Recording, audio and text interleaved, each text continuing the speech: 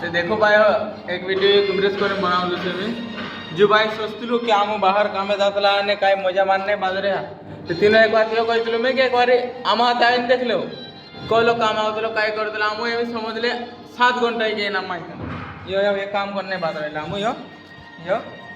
7 घंटा के आम हिना मा तुम देखाड़ दे एक बारी में ये देख એનામાં હું 7 ઘંટા કે આમ ગાન મારવાને બાદ રહ્યા જો કહીતું તુમરે ચહેરી મજા છે કામ કરતલા તુમ પર બેકાર પૈસા રહેતલા કાઈ તીનું જાસ્તી નહીં બેકોણો એક વાર છે ને આમાં તે કામ આવીને દેખ લેવ તું તો માલુમ પડતા હે કોલા પૈસા કમાવાનું પડતું કાઈ ભાઈ હો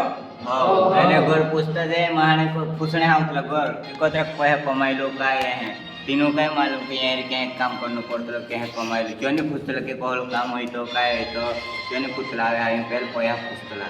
वही भी दे उतरा मैं थोड़ा आप दे दिए